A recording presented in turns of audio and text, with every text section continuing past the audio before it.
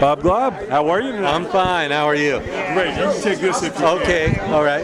Man, what a history. I mean, where did you grow up, by the way? Here in LA. Okay. Yeah, West You're the LA. LA guy. Yeah. I grew up since I was 2 years old here in LA. Yeah, over near Venice. I remember hearing about your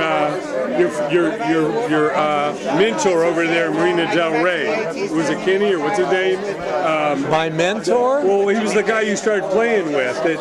Oh, Jesse Ed Davis. Jesse, there we go. Yeah, very instrumental. Jesse, very instrumental in my career. He lived in Marina Del Rey when I met him. I heard about your story. He gives you a call. He's got a big session in Hollywood. Wow. There's like 9 guys waiting. Where have you heard that story? I just watched it today on the NAM. So. Oh, you did? That's incredible. Yeah, but Stevie Nicks, John Lennon, Crosby, Stills, Nash, Jackson Brown, John Lydon, Bee Gees, Rod Stewart, Ringo Starr. So you played with 3 of the Beatles.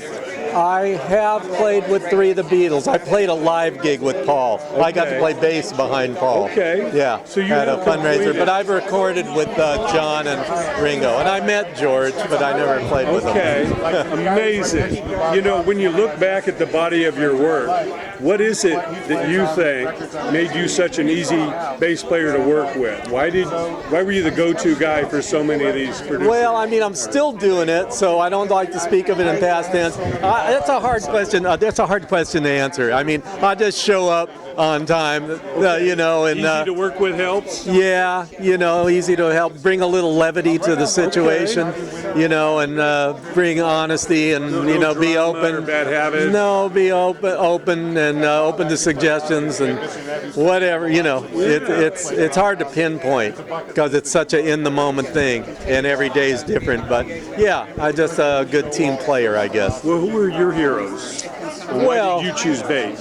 Well, I just chose bass because there was an opportunity to play it in my friend's band who I played sports with in junior high school. Position? The position was open. That's why I started, to be honest. I loved rock and roll and loved, music from early childhood, and it just was an opportunity that presented itself.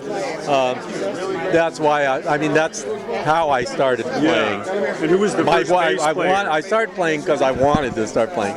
The first bass player, there's so many that I took notice of at the same time because I was listening to records since I was 5 years old. And there was so much music that I absorbed, so it was probably like the Motown, the Jamerson. Yeah, Jamerson. But it was at the same time the Mersey Beat explosion. The Beatles, the Stones, the Kinks, the Animals. The whole British invasion. That was a big influence at the time because I was just getting started playing. So I was hearing all this music, but I was also hearing all the pop music being recorded in New York and LA, and I didn't know who they were. I came to find out. And I come to find out much later on who they were, guys. People like Carol Kay and Joe Osborne, of course. Yeah, the Wrecking Crew, and people in New York, like Chuck Rainey and Gerald Jamot. Yeah. And but I didn't know who they were really till later. And the Muscle Shoals guys and Memphis bass players like Tommy Cogbill and David Hood.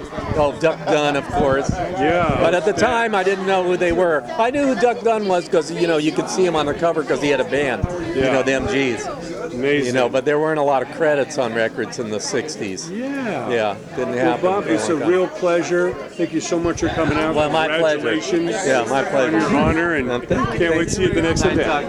Okay.